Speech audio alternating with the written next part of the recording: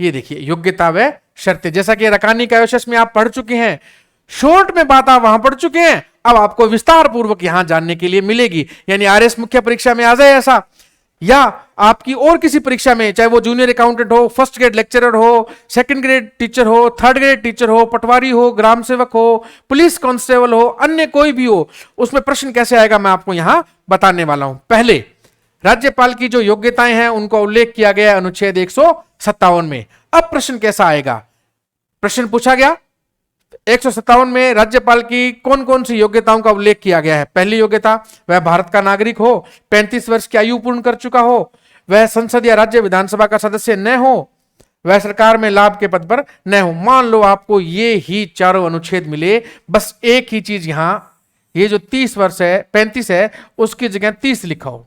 क्या लिखा हो? 30 लिखा हो, और आपके सामने प्रश्न आ जाए। ऐसा प्रश्न कांस्टेबल में, पटवारी में पूछे गए हैं। तब आपको मैं करवा रहा हूं कि मेरे साथ पढ़ने वाले बच्चे जो हैं वो किसी बड़ी महंगी कोचिंग के मोहताज नहीं रहे, और उन्हें प्रत्येक जानकारी जो है यहां बढ़िया तरीके से मिल सके। तो क्या ये चार ही आपके सामने ऑप्शन आ गए परीक्षा में, और यहां 35 की जगह 30 कर दिया गया, तो आपका उत्तर क्या होगा?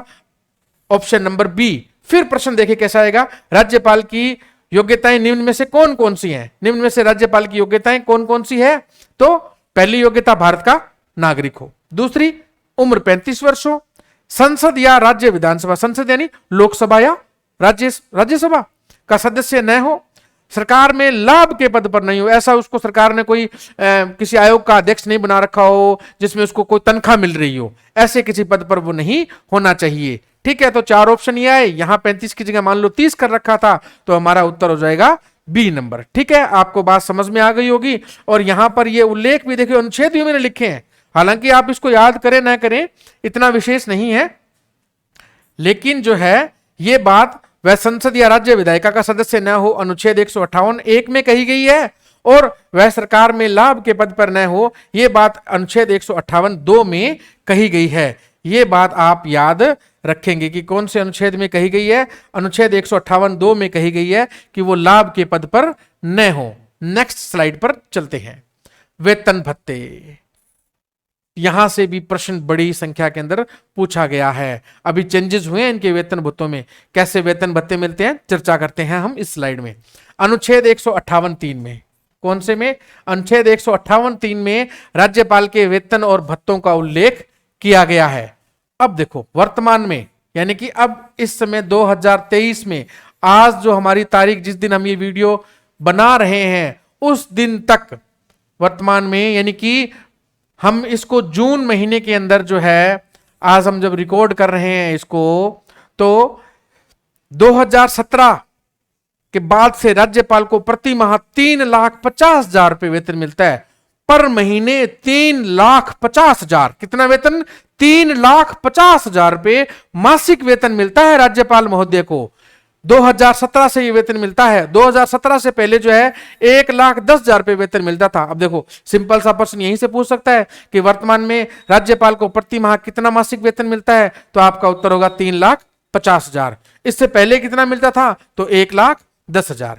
ठीक है, फिर देखिए एक इंपॉर्टेंट बात, अनुच्छेद 158(4) में कही गई है कि राज्यपाल के कार्य के दौरान, जब भी वो पद पर है उस दौरान उसके जितने भी वेतन भत्ते हैं या जो सुविधाएं मिल रही है, मुफ्त में उनको आवास मिल रहा है, मुफ्त में उनको गाड़ी घोड़े मिल रहे हैं, रहना खाना मिल रहा है, उनको घूमना मिल रहा है, उसमें कोई भी कमी नहीं की जा सकती है जब तक कि राज्यपाल महोदय अपने पद पर हैं। ठीक है, तो वर्तमान में 3,50,000 वेतन मिलता है, पूर्व में 1,10,000 रुपए वेतन मिलता था, और कार्यकाल के दौरान उनके वेतन भत्तों व अन्य सुविधाओं को घटाया नहीं जा सकता है, कम नहीं किया जा सकता है। फिर एक इंपॉर्टेंट बात, राज्यपाल की अगर अस्थवस्थता हो जाए या उनकी मृत्यु हो जाए, ठीक है, या उन्होंने अपने पद से त्याग पत्र दे दिया हो, या अन्य किसी कारण से राज्यपाल जो है वो का जो पद है वो रिक्त हो, तो ऐसी स्थिति में क्या होगा? ऐसी स्थिति में क्या होगा? उस राज्य के उच्च न्यायालय का जो मुख्य न्यायाधीश है वह कार्यवाहक राज्यपाल के पद पर कार्य करता है, और अगर मुख्य न्यायाधीश भी नहीं हो तो क्या होगा? उस उच्च न्यायालय का वरिष्ठतम न्यायाधीश जो है कार्यवाहक राज्यपाल के रूप में कार्य करता है। यानी कि प्रत्येक राज्य में जो राज्यपाल महोदय हैं, यदि किसी वजह से, उनकी अस्वस्थता के वजह से या उनकी मृत्यु हो जाए, उन्होंने अपने पद से त्याग पत्र दे दिया हो या अन्य किसी कारण से राज्यपाल का पद रिक्त हो, तो ऐसी स्थिति के अंदर उस राज्य के उच्च न्यायालय के मुख्य न्यायाधीश जो हैं वो राज्यपाल के पद पर कार्य करेंगे, कार्यवाहक राज्यपाल के रूप में। और अगर मान लो उस राज्य के मुख्य न्यायाधीश का भी पद अगर खाली हो, तो फिर उच्च न्यायालय का जो वरिष्ठतम न्यायाधीश है वो जो है कार्यवाहक राज्यपाल के रूप में कार्य करेगा। आपको यहां से देखो 2-3 बातें याद रखनी है। पहली बात, उनके वेतन भत्तों का उल्लेख कहां किया गया है? 158(3) में। कौन से में? 158(3) में। कितना वेतन मिलता है? 3,50,000। पूर्व में 1,10,000। जब भी राज्यपाल अपने पद पर हो, उनके वेतन भत्तों में कोई कमी नहीं की जा सकती। और अगर राज्यपाल का पद किसी वजह से खाली हो गया हो, तो फिर उस राज्य का जो उच्च न्यायालय है उसके मुख्य न्यायाधीश जो हैं वो कार्यवाहक राज्यपाल के रूप में कार्य करेंगे। और यदि वे भी नहीं हैं, तो फिर उस उच्च न्यायालय का जो वरिष्ठतम न्यायाधीश है वो राज्यपाल के रूप में उस पद पर कार्य करेगा।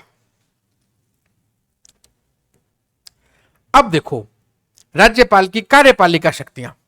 सीधा सा प्रश्न है, राज्यपाल की कार्यपालिका शक्तियों का उल्लेख कौन से अनुच्छेद में किया गया है? राज्यपाल की कार्यपालिका शक्तियों का उल्लेख जो है वो कौन से अनुच्छेद में किया गया है? तो आपका उत्तर होने वाला है अनुच्छेद 154 कि 154 में जो है वो राज्यपाल की समस्त कार्यकारी जो शक्तियां हैं उनका उल्लेख किया गया है। ठीक है, 154 में राजस्थान की जो राज्यपाल रहे हैं या जो वर्तमान में है उनकी जो कार्यपालिका शक्ति है उसका उल्लेख जो है वो अनुच्छेद 154 में किया गया है। और राज्यपाल राज्य की कार्यपालिका का प्रधान होता है और जितने भी कार्य हैं राज्य सरकार के, जितने भी कार्य हैं राज्य सरकार के, वो राज्यपाल के नाम से किए जाते हैं। इस बात का उल्लेख अनुच्छेद 166 में किया गया है। ये आपको याद रखना है, ये अनुच्छेद आपको याद रखना है। भले ही आप कांस्टेबल की तैयारी कर रहे हो, भले ही पटवारी की, भले ही टीचर ग्रेड 3rd, 2nd या 1st की या RAS की, किसी भी प्रतियोगी परीक्षा की तैयारी कर रहे हो, जो इंपॉर्टेंट अनुच्छेद है मैं आपको बता दूंगा। आपको 154 नंबर याद रखना है और 166 भी याद रखना है कि राज्य सरकार के समस्त कार्य राज्यपाल के नाम से किए जाते हैं।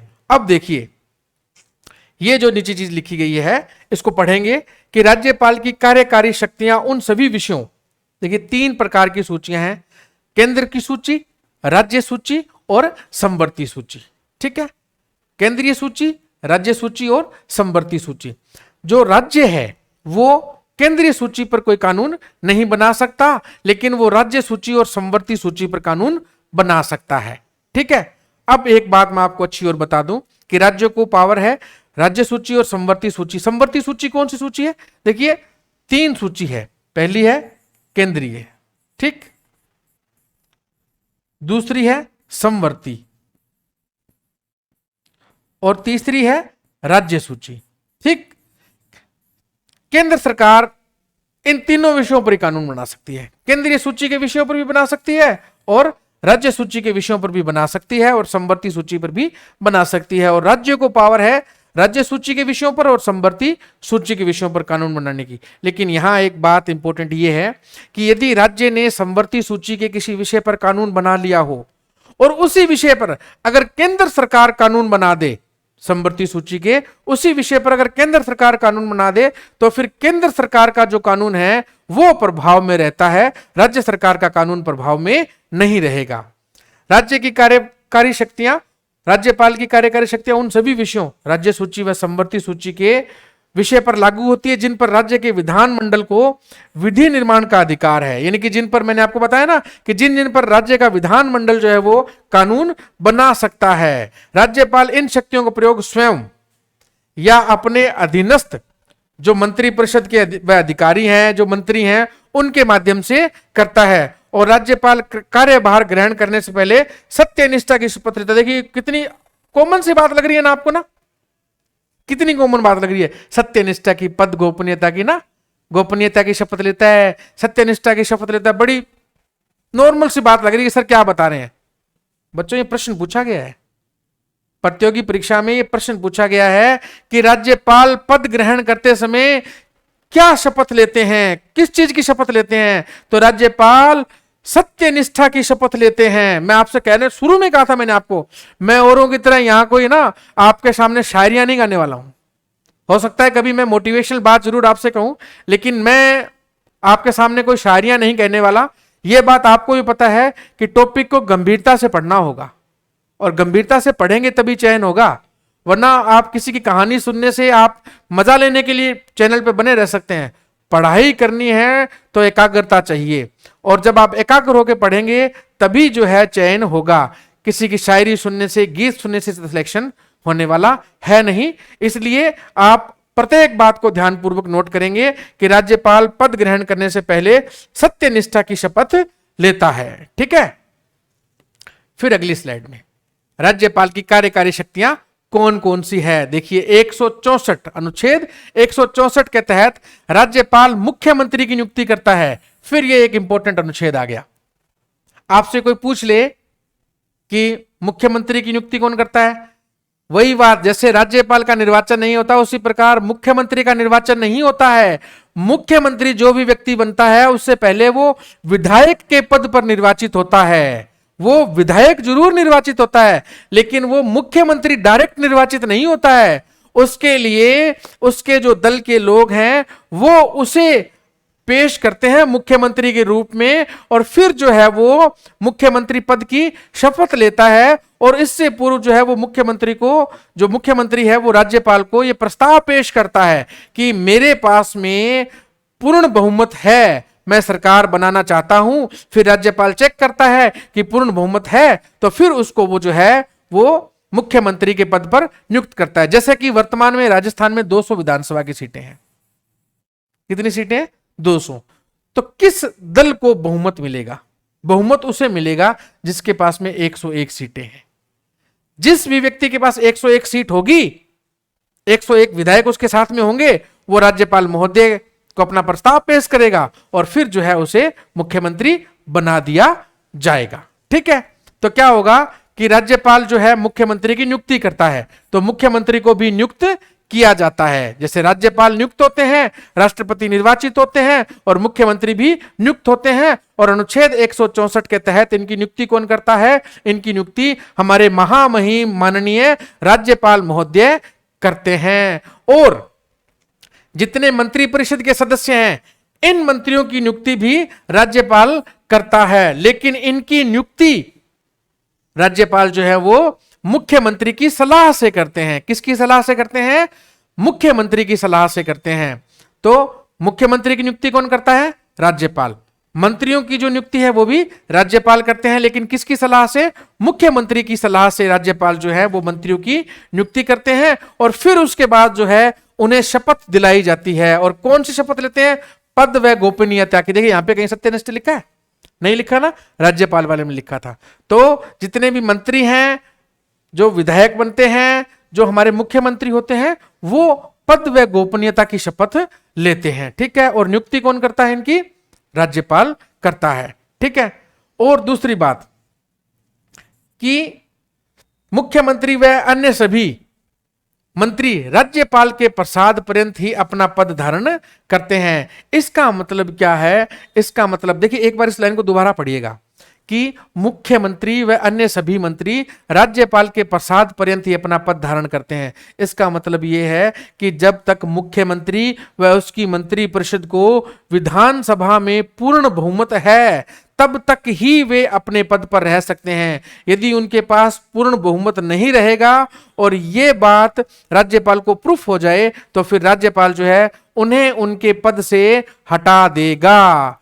क्या कर देगा? उन्हें उनके पद से हटा देगा। ठीक है, राज्यपाल सामान्यतः विधानसभा में बहुमत प्राप्त दल के नेता को ही मुख्यमंत्री नियुक्त करता है। इसकी बारे में हमने बात पूर्ण रूप से कर ली। किसी भी दल को यदि विधानसभा में स्पष्ट बहुमत न मिला हो, अगर किसी भी को स्पष्ट बहुमत न मिला हो, फिर क्या होगा? फिर क्या होगा? ऐसी स्थिति के अंदर हमारे राज्यपाल महोदय जो हैं वो किसी ऐसे व्यक्ति को, उस जो विधायक चुने गए हैं उनमें से किसी ऐसे व्यक्ति को जो किसी दल का नेता है उसे आमंत्रित करेगा, जो राज्यपाल की नजर में बहुमत साबित कर लेगा। उस व्यक्ति को वो मुख्यमंत्री बनने के लिए बुलाता है कि आप आए और मुख्यमंत्री का पद ग्रहण करें और 6 महीने के अंदर अंदर फिर उसको जो है अपने आप को बहुमत को सिद्ध करना होता है। तो यदि किसी दल को विधानसभा में स्पष्ट बहुमत न मिला हो तो राज्यपाल अपने स्व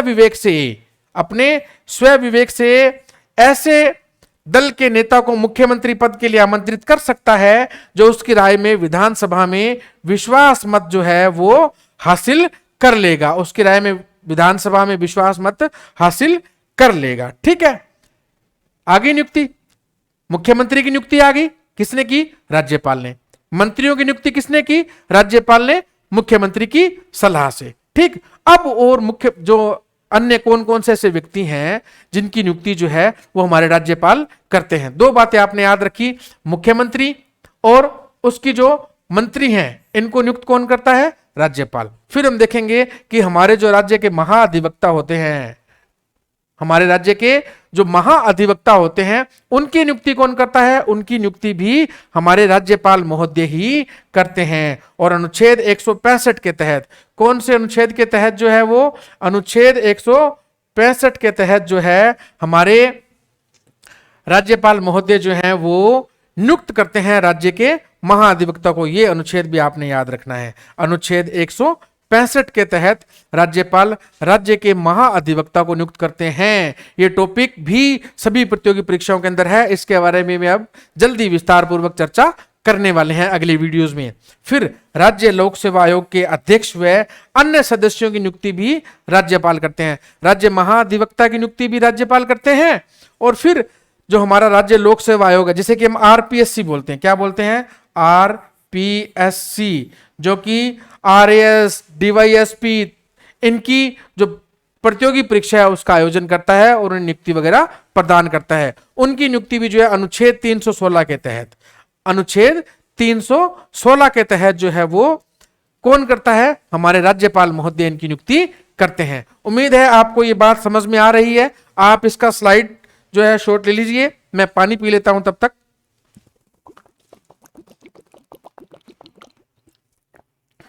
अब चलते हैं अगली स्लाइड पर। राज्य का महाअधिवक्ता जो है ना वो राज्यपाल के प्रसाद पर्यंत ही अपने पद पर काम करता है। देखिए, इनको नियुक्त तो कर दिया, ये तो ही एक बात। अब ये काम कैसे करेंगे, कब तक करेंगे, ये भी बात राज्यपाल से जुड़ी हुई है, तो ये बताना भी जरूरी है। ऐसा थोड़ी होता है कि आपको कुछ दूर साथ तक चलाया, ठीक है, फिर आपको रास्ते में छोड़ दिया। बिल्कुल ऐसा नहीं करेंगे। आपको शुरू में जहां से शुरू किया है और अंत का जो शिखर है वहां तक जो है ना हम चलेंगे और काम करेंगे और हमें सफलता मिलेगी। कहते हैं कि कौन कहता है कि आसमान में छेद नहीं होता? कौन कहता है कि आसमान में छेद नहीं होता? अरे एक पत्थर तो तबीयत से उछालो यारो, यानी कोशिश तो करो, प्रयास तो करो, तो सफलता जरूर मिलेगी।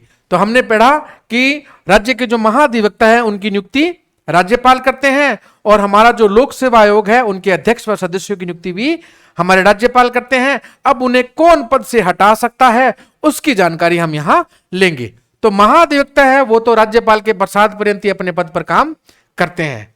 अब आगे देखिए, अच्छी बात, हमने बात की राज्य लोक सेवा आयोग के अध्यक्ष व सदस्यों की, तो इनकी नियुक्ति कौन करते हैं? इनकी नियुक्ति जो है वो राज्यपाल महोदय ही करते हैं। इनकी नियुक्ति जो है वो राज्यपाल महोदय करते हैं, लेकिन उन्हें उनके पद से हटा नहीं सकते हैं। उन्हें उनके पद से हटा नहीं सकते हैं। तो फिर उन्हें कौन हटाएगा? उन्हें संविधान में जो विशेष प्रक्रिया दी गई है उसके तहत राष्ट्रपति ही हटा सकता है। यानी कि महाधिवक्ता को तो राज्यपाल ने नियुक्त किया और राज्यपाल उसे हटा देगा, लेकिन हमारा जो लोक सेवा आयोग है उसके सदस्यों की और अध्यक्ष की नियुक्ति राज्यपाल करेंगे, लेकिन उन्हें हटा नहीं सकते। उन्हें हटाएगा कौन? उन्हें हटाएंगे संविधान में दी गई प्रक्रिया के तहत राष्ट्रपति महोदय। ये बात आपने याद रखनी है कि राज्य लोक सेवा आयोग के अध्यक्ष व सदस्यों की नियुक्ति किसने की? हमारे राज्यपाल महोदय ने की, लेकिन उन्हें हटाएंगे कौन? उन्हें हटाने की शक्ति राज्यपाल के नहीं, राष्ट्रपति के पास में है। फिर देखिए अनुच्छेद 217 क्या बात बोलता है। अनुच्छेद 217 ये कहता है कि राज्यपाल राज्य में उच्च न्यायालयों के न्यायाधीशों की नियुक्ति के संबंध में राष्ट्रपति द्वारा मांगे जाने पर परामर्श देता है। देखिए जितने भी उच्च न्यायालय हैं उनमें जो न्यायाधीश नियुक्त किए जाते हैं वो केंद्र सरकार के द्वारा, यानी कि राष्ट्रपति हमारे जो महोदय हैं उनके द्वारा नियुक्त किए जाते हैं। और यदि किसी राज्य के अंदर मान लो जो उच्च न्यायालय है वहां पर न्यायाधीश की नियुक्ति करनी है, तो उस नियुक्ति के दौरान क्या होगा कि हमारे जो अगर राष्ट्रपति महोदय हैं उन्हें ऐसा लगे कि मुझे उस राज्य के राज्यपाल से सलाह लेनी है, तो फिर उस जो सलाह को वो मांगते हैं उसके ऊपर राज्यपाल अपनी सलाह दे देते हैं। कब देते हैं? यदि उस सलाह को उनसे मांगा गया हो राष्ट्रपति महोदय के द्वारा। तो ये बात कही गई है अनुच्छेद 217 में कि यदि राज्य में उच्च न्यायालय के न्यायाधीशों की नियुक्ति करनी है और उसके लिए राष्ट्रपति ने अगर परामर्श मांगा है राज्यपाल से, तो मांगे जाने पर राष्ट्रपति को राज्यपाल परामर्श दे देंगे अनुच्छेद 217 के तहत। अब देखिए, पहले हमने पढ़ लिया इस बात को कि राज्य सरकार के सभी कार्यपालिका कार्य जो है वो राज्यपाल के नाम से किए जाते हैं और राज्यपाल राज्य सरकार द्वारा वित्त पोषित सभी विश्वविद्यालयों का, जितने भी विश्वविद्यालय हैं राज्य में जो कि राज्य सरकार के हैं, जितने भी सरकारी जो विश्वविद्यालय हैं राज्य के अंदर राज्य सरकार के हैं। देखिए, राज्य में तो कई केंद्रीय विश्वविद्यालय में होंगे, लेकिन वे विश्वविद्यालय जो सीधा राज्य सरकार के अधीन आते हैं, उन सभी सरकारी विश्वविद्यालयों का जो है कुलाधिपति जो होता है वो राज्यपाल होता है। कुलाधिपति कौन होता है? राज्यपाल होता है। और राज्य के स्वामित्व में जितने भी विश्वविद्यालय आते हैं उनके जो कुलपति होते हैं उनकी नियुक्ति जो है वो राज्यपाल करता है। यानी कि राज्य सरकार द्वारा वित्त पोषित जितने भी वित्त पोषित विश्वविद्यालय हैं उनका कुलाधिपति कौन होता है? उनका कुलाधिपति राज्यपाल होता है। और उसके अलावा राज्य के अधीन जितने भी विश्वविद्यालय आते हैं उनके जो कुलपति नियुक्त होते हैं, कुलपति की नियुक्ति राज्यपाल करता है। तो यानी कि राज्य के जितने भी विश्वविद्यालय उनका कुलाधिपति कौन है? राज्यपाल। और जितने विश्वविद्यालय हैं अलग अलग, उन सभी के कुलपति की नियुक्ति कौन करता है? तो उनके कुलपति की नियुक्ति राज्यपाल करता है। अब देखिए एक अच्छी बात, हमारे उदयपुर के अंदर एक पश्चिमी क्षेत्र सांस्कृतिक केंद्र भी है। कहां पर? उदयपुर में। इसका जो पदेन सभापति, पदेन अध्यक्ष भी राज्यपाल होता है। आपसे पूछा जाए, बड़ा अच्छा प्रश्न है कि उदयपुर में स्थित पश्चिमी क्षेत्र सांस्कृतिक केंद्र का सभापति कौन होता है? मुख्यमंत्री होता है, गृह मंत्री होता है, वित्त मंत्री होता है, राज्यपाल होता है। तो उसका उत्तर क्या रहने वाला है? उसका उत्तर रहने वाला है राज्यपाल। ठीक है, आगे देखिए, जो मंत्री परिषद है राज्य की, उसका जो कार्य संचालन है उसके संबंध में जितने भी नियम हैं उन नियमों का निर्माण, यानी मंत्री परिषद का कार्य कैसे होगा, किस प्रकार से वो राज्य की योजनाएं बनाएंगे, ये जो नियम है उन नियमों को कौन बनाता है? उनको राज्यपाल बनाता है।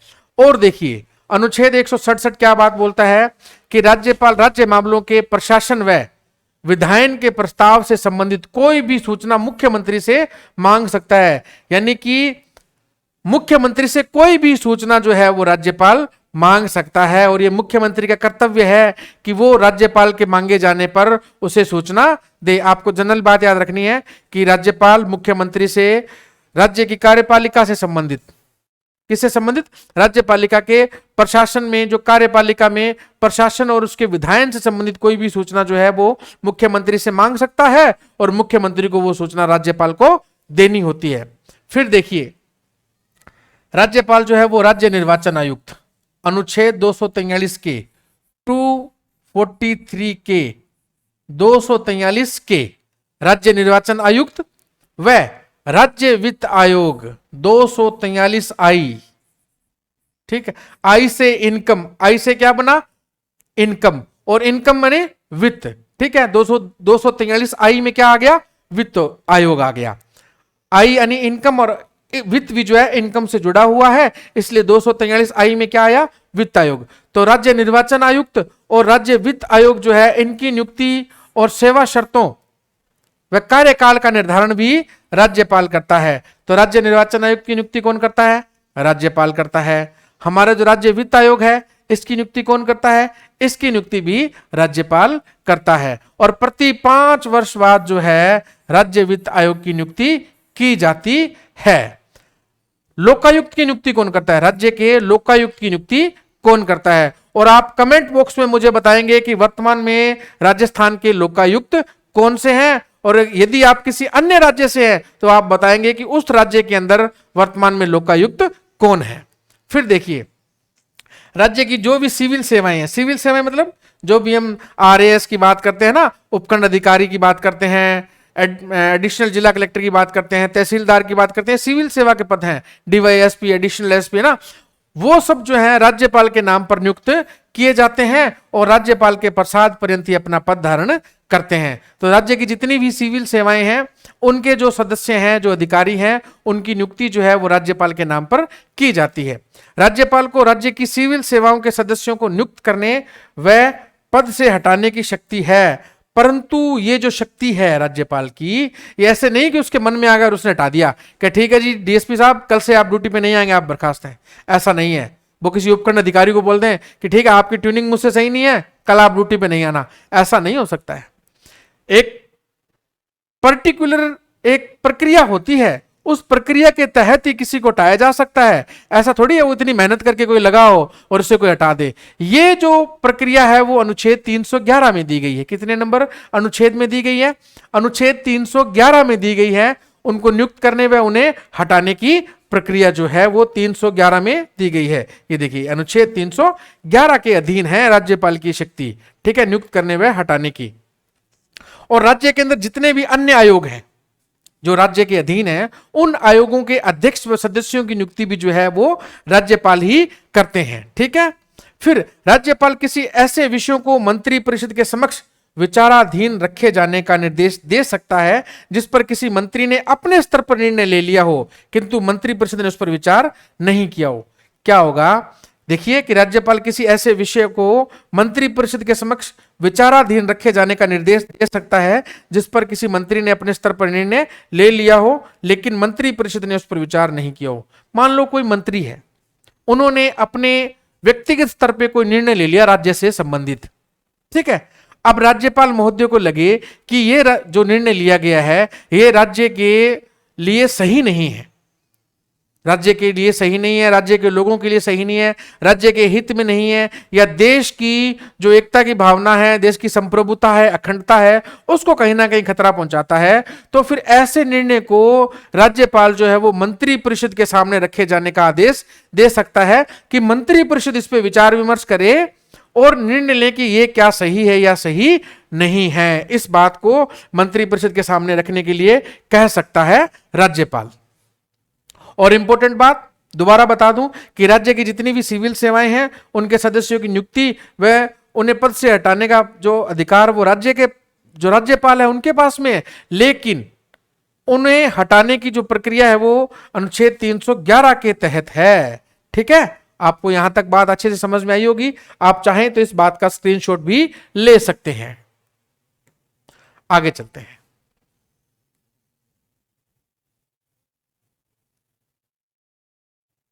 अब देखिए, यदि राज्य के अंदर संवैधानिक संकट पैदा हो जाए, जो हम यहां जो बात करने वाले हैं वो हम बात करने वाले हैं राष्ट्रपति शासन की। किसकी बात करने वाले हैं? राष्ट्रपति शासन की। और यहां से बड़े अच्छे प्रश्न पूछे जाते हैं। और अमूमन जो है, जो हम बात करें ग्रेड 3 की, ग्रेड 2 की जो भर्तियां हैं ना, जो लिपिक ग्रेड 2 है, पटवारी है, ग्राम सेवक है, टीचर की है, उसके अलावा कांस्टेबल की, वहां यहां से अच्छे प्रश्न पूछे जाते हैं क्योंकि कानून से सीधा का सीधा इनका संबंध रहता है। पटवारी का, पुलिस कांस्टेबल का, ग्राम सेवक का, कानून व्यवस्था बनाने में ये इनकी महती भूमिका होती है, इनकी ड्यूटीज वगैरह भी लगती रहती हैं। तो राष्ट्रपति शासन से संबंधित जो प्रश्न यहाँ पूछे जाते हैं और सीधा सीधा अनुच्छेद 356 की बात हम यहाँ करने वाले हैं। अब देखिए, कब जो है अनुच्छेद 356 के तहत राज्यों में आपातकाल या सामान्य भाषा में जिसे कहें हम राष्ट्रपति शासन लगाया जाता है। तो वो जो राष्ट्रपति शासन लगाया जाता है वो कब लगाया जाएगा कि यदि राज्य में संवैधानिक संकट पैदा हो गया हो। क्या हो गया हो?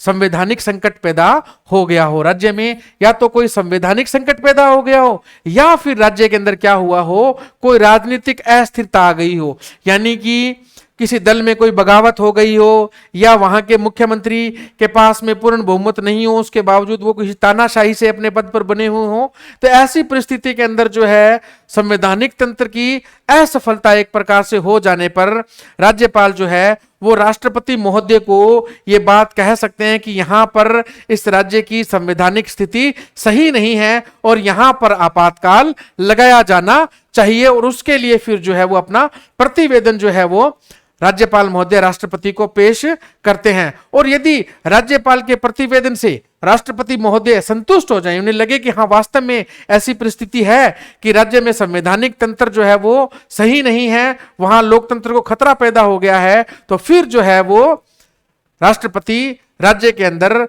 राष्ट्रपति शासन लगा सकता है। और अब तक हमारे राजस्थान में 4 बार राष्ट्रपति शासन लगा है, जिसका हम आगे की स्लाइडों के अंदर आपको बताएंगे और पूरी जानकारी भी हम अपने अगले वीडियोस में आपको देने वाले हैं।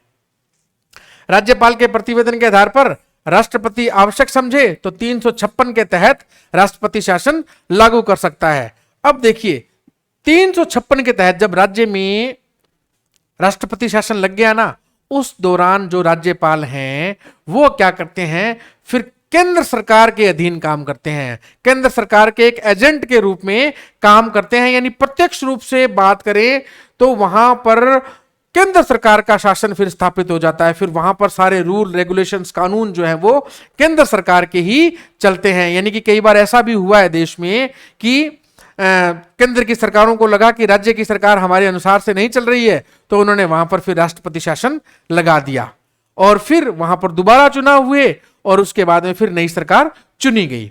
तो जब भी 356 के तहत राष्ट्रपति शासन लगा हो तो राज्यपाल जो है वो केंद्र सरकार के अभिकर्ता के रूप में जो है कार्य करता है और शासन का संचालन करता है, संचालित वहां से करता है, ये तय है, संचालित करता है। और इसे ही राज्यपाल की आपातकालीन शक्ति कहा गया है। ठीक, आगे देखिए, राज्यपाल जो है वो मंत्रिपरिषद का मार्गदर्शक और अभिभावक होता है।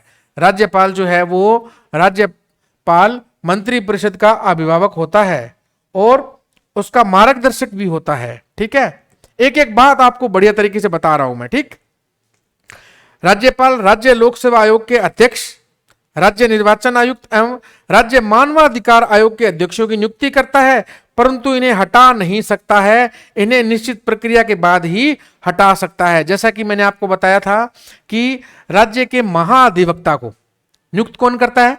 राज्यपाल।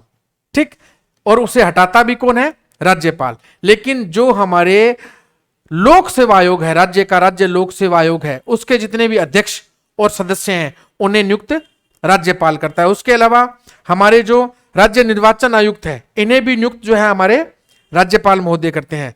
राज्य मानवाधिकार आयोग के जो अध्यक्ष हैं, सदस्य हैं, इनको भी नियुक्त कौन करते हैं? राज्यपाल करते हैं। लेकिन इन्हें हटा नहीं सकते हैं, इन्हें तो संविधान में दी गई प्रक्रिया से ही हटाया जा सकता है। यानी कि इन्हें हटाने की सीधी पावर राज्यपाल के पास में नहीं है, इन्हें तो कानून में दी गई पावर के तहत ही हटाया जा सकता है। ठीक है,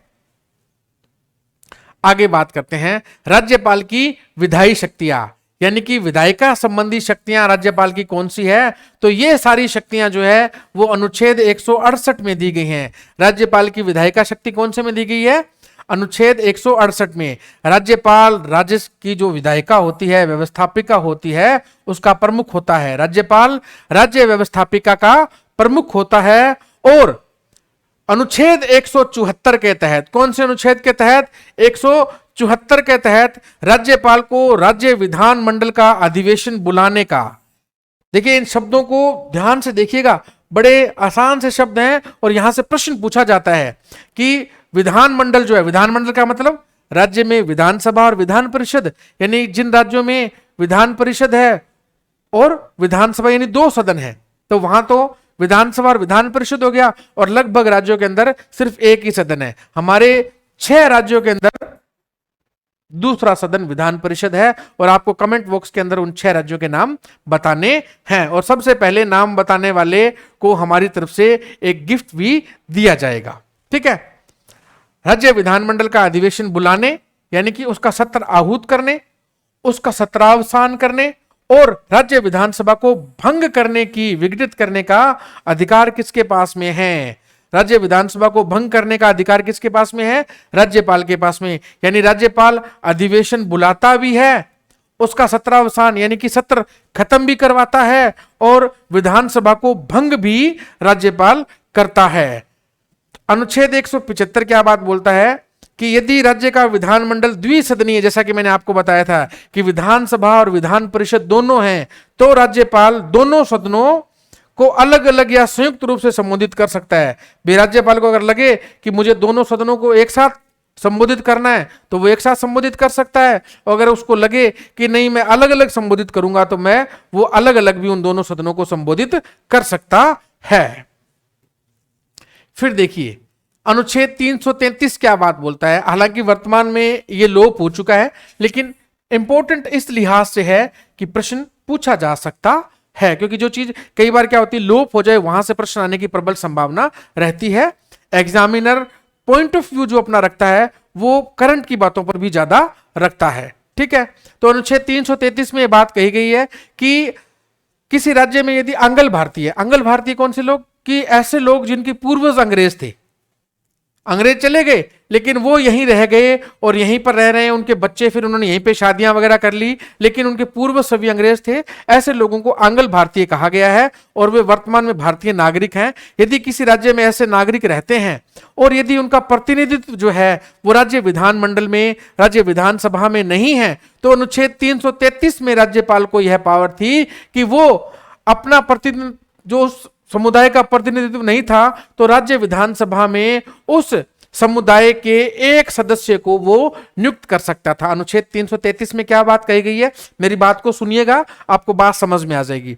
संविधान का अनुच्छेद 333 ये बात बोलता है कि यदि किसी राज्य में आंग्ल भारतीय, आंग्ल भारतीय कौन? वे लोग जिनके पूर्वज अंग्रेज थे या उनका संबंध वहां से रहा है, यदि वे रहते हैं और उन लोगों को अपना प्रतिनिधित्व पूरा नहीं है उनका विधानमंडल में, तो राज्यपाल को यह पावर है कि आंग्ल भारतीय समुदाय के एक सदस्य को जो राज्यपाल जो है वो उस राज्य की विधानसभा में नियुक्त कर सकता है। लेकिन ये देखिए इंपॉर्टेंट जानकारी, मैंने कहा था ना मैं आपको बीच में नहीं छोड़ूंगा, मैं कहीं भी आपको बीच में नहीं छोड़ूंगा कि घर से निकल चल मंजिल की ओर, मंजिल भी मिलेगी और मंजिल मिलने का मजा भी आएगा। बस वो मजा आपको यही आने वाला है कि मैंने आपको ये बात बताई, अब यहां ये बीच की बात होगी, पूरी बात तो यहां होने वाली है ना कि 104वां संविधान संशोधन होता है हमारे संविधान में 2019 के अंदर। कब होता है? 2019 में। सेम जो पावर राज्यपाल को है नियुक्त करने की वो राष्ट्रपति महोदय को भी थी। लोकसभा के अंदर आंग्ल भारतीय समुदाय के 2 सदस्यों को नियुक्त करने की वहां 2 नियुक्त किए जाते थे और यहां पर राज्यों के अंदर 1। लेकिन 104वां संविधान संशोधन हुआ 2019 में और लोकसभा एवं राज्य विधानसभाओं में आंग्ल भारतीय समुदाय के जो सदस्यों को नियुक्त किया जाता था उनका प्रतिनिधित्व नहीं होने के द्वारा राष्ट्रपति महोदय द्वारा कितने, लोकसभा में 2 सदस्य और राज्यसभा में राज्य विधानसभा में 1 सदस्य, लोकसभा में 2 सदस्य, राज्य विधानसभा में 1 सदस्य, उनके जो मनोनयन का प्रावधान था उसको समाप्त कर दिया गया है। यानी वर्तमान में ये जो प्रक्रिया है वो अस्तित्व में नहीं है। 333 के तहत राज्यपाल को यह अधिकार था कि वो प्रत्येक राज्य की विधानसभा में आंग्ल भारतीय समुदाय के 1 सदस्य को नियुक्त कर सकता है और राष्ट्रपति महोदय को यह अधिकार था कि वे आंग्ल भारतीय समुदाय के 2 सदस्यों को भारत की लोकसभा में नियुक्त कर सकते हैं। लेकिन 2019 के अंदर 104वां संविधान संशोधन हुआ और उसके तहत लोकसभा में 2 आंग्ल भारतीय सदस्यों की नियुक्ति व राज्यों की विधानसभाओं में 1 आंग्ल भारतीय जो सदस्य था उसकी जो नियुक्ति का प्रावधान था उसको समाप्त कर दिया गया है। यदि राज्य में विधान परिषद है, अब अगली बात, यदि किसी राज्य में विधान परिषद है, जैसा कि आपको पता है कि 6 राज्यों के अंदर विधान परिषद है और आपको कमेंट बॉक्स में इनके नाम बताने हैं। 6 राज्यों में विधान परिषद विद्यमान है और राज्यपाल जो है अनुच्छेद 173(3) के तहत 173(3) के तहत जो है विधान परिषद के कुल सदस्यों के 1/6 सदस्यों को मनोनीत करता है। यानी कि जितने सदस्य राज्य की विधान परिषद में हैं, विधानसभा के सभी सदस्य तो निर्वाचित होते हैं, लेकिन जो हमारी विधान परिषद जो है उसमें कुछ सदस्य निर्वाचित होते हैं और कुछ सदस्य मनोनीत होते हैं। तो उनमें राज्यपाल को जो मनोनीत करने की पावर है उसका 1/6 सदस्यों का, यानी कि यदि 6 सदस्य ही कुल है तो उनमें से एक सदस्य जो है वो राज्यपाल महोदय के द्वारा मनोनीत किया जाएगा। यानी कि राज्य विधान परिषद में कितने सदस्य जो है वो राज्यपाल के द्वारा मनोनीत किए जाते हैं, तो वो 1/6 सदस्य जो है वो मनोनीत किए जाते हैं हमारे राज्यपाल महोदय के द्वारा। ठीक है, आपको ये जानकारी समझ में आई कि 333 में राज्यपाल को यह पावर थी कि अंगल भारतीय समुदाय के किसी सदस्य को वो राज्य की विधानसभा में नियुक्त कर सकते हैं, और राष्ट्रपति को यह पावर थी कि वो अंगल भारतीय समुदाय के 2 सदस्यों को भारत की लोकसभा में नियुक्त कर सकते हैं। लेकिन 2019 में 104वां संविधान संशोधन हुआ और ये अंगल भारतीय सदस्य नियुक्त करने की जो बात थी इसको खत्म कर दिया गया, इस प्रक्रिया को बंद कर दिया गया है वर्तमान के अंदर। और दूसरी बात फिर राज्यपाल से संबंधित कि यदि किसी राज्य में विधान परिषद है तो उस विधान परिषद के 1/6 सदस्य जो हैं वो राज्यपाल मनोनीत करते हैं। राज्यपाल ऐसे सदस्यों का मनोनयन करता है जिन्हें साहित्य, विज्ञान, कला, सहकारी आंदोलन, ये चारों बातें आपको याद होनी चाहिए। साहित्य, विज्ञान, कला, सहकारी आंदोलन और समाज सेवा, यानी कि 5 बातें टोटल हो गई। ये 5 की 5 आपको याद होनी चाहिए। मैं फिर बता रहा हूं, आप चाहे किसी परीक्षा की तैयारी कर रहे हो, वर्तमान में प्रश्न पत्र बनाने का जो पैटर्न है वो चेंज हो चुका है। बड़े अच्छे लेवल के प्रश्न जो है वहां से पूछे जाते हैं और पूर्ण साधारण प्रश्न। तब देखिए इसमें क्या गहराई है, इस प्रश्न में कोई गहराई नहीं है कि राज्यपाल कैसे सदस्यों का मनोनयन करता है जिन्हें साहित्य, विज्ञान, कला, सहकारी आंदोलन और समाज सेवा का ज्ञान हो, ऐसे व्यक्तियों को जो है वो राज्यपाल विधान परिषद के अंदर नियुक्त करता है। ऐसा ही प्रश्न सिंपल सा आपसे पूछ लिया जाएगा और फिर परीक्षा हॉल में आप इधर ताकोगे, कभी इधर ताकोगे, क्योंकि तब आपने पढ़ा तो होगा नहीं, आपने सोचा होगा यहां से कौन सा प्रश्न आना है और वो प्रश्न आ जाएगा और फिर आप माथा रोक के अपना बैठे रहोगे वहां पे। तो इससे बढ़िया इस बात को समझो आप, ठीक है, कि साहित्य, विज्ञान, कला, सहकारी आंदोलन और समाज सेवा आदि विषयों के संबंध में ज्ञान हो, ऐसे व्यक्तियों को मनोनीत करता है। ठीक है, फिर क्या बात बोलता है कि राज्यपाल जो है वो प्रत्येक विधानसभा चुनाव के बाद जब नई विधानसभा का गठन होता है, यानी कि प्रत्येक, अभी हमारे विधानसभा चुनाव होने राजस्थान में इस बार, अब वो देखो दिसंबर में होते हैं या जनवरी में होते हैं, जब भी जो चुनाव होंगे, जब नए चुनाव हो जाएंगे और नई सरकार बनेगी, अब जब फिर वो जो नई सरकार बनेगी उसके बाद में क्या होगा, जो उसका प्रथम अधिवेशन होगा ना, उस प्रथम अधिवेशन को हमारे राज्यपाल महोदय जो है वो संबोधित करेंगे। और ऐसा हमेशा होता है कि जो भी नई सरकार चुनी जाती है उसका जो प्रथम अधिवेशन होता है उसको तो राज्यपाल संबोधित करते ही करते हैं। उसके बाद प्रतिवर्ष जो है विधानमंडल का जो सत्र होता है, जो ग्रीष्मकालीन सत्र हो या शरदकालीन सत्र हो, है ना, उन सत्रों के जो पहला जो सत्र होता है उसका उद्घाटन भाषण भी राज्यपाल देता है। आपसे पूछा जा सकता है कि प्रतिवर्ष जो है विधानसभा के उद्घाटन सत्र में उद्घाटन भाषण कौन देता है? मुख्यमंत्री देता है, विधानसभा अध्यक्ष देता है, राज्यपाल देता है या कैबिनेट मंत्री देता है? तो आपका उत्तर क्या होगा? राज्यपाल आपका उत्तर रहने वाला है। ठीक है, और अनुच्छेद 200 में एक बात लिखी गई है कि कोई भी ऐसा विधेयक जो विधानसभा ने पारित कर दिया हो, कोई भी विधेयक जो कि विधानसभा ने पारित कर दिया हो, वो तब तक कानून नहीं बनेगा जब तक कि राज्यपाल ने उस पर अपनी स्वीकृति न दे दी हो, राज्यपाल ने उस पर अपनी स्वीकृति न दे दी हो। ठीक, आगे देखिए, अगर मान लो, ये अच्छी बात, ये आरएस मेंस के लिहाज से है भाई, जितने भी मेंस वाले देख लेना इस बात को कि राज्यपाल ने के सामने कोई विधेयक पेश किया गया, अब राज्यपाल उस पर क्या क्या कर सकता है, राज्यपाल उस विधेयक पे क्या क्या कर सकता है, ये बात याद रखने वाली है। ठीक है, कि राज्यपाल उस विधेयक पे क्या क्या कर सकता है। कि मान लो आपसे सीधा प्रश्न पूछा गया कि राज्य विधानमंडल द्वारा कोई विधेयक पारित किया गया और उसे राज्यपाल की अनुशंसा के लिए, हस्ताक्षर करने के लिए भेजा गया, तो राज्यपाल के पास में क्या क्या अधिकार उस समय रहते हैं? तो पहली बात, राज्यपाल उस विधेयक पर हस्ताक्षर कर सकता है, ठीक, या उस विधेयक को अपने पास रोक सकता है या फिर उसे पुनर्विचार के लिए वापस भेज सकता है।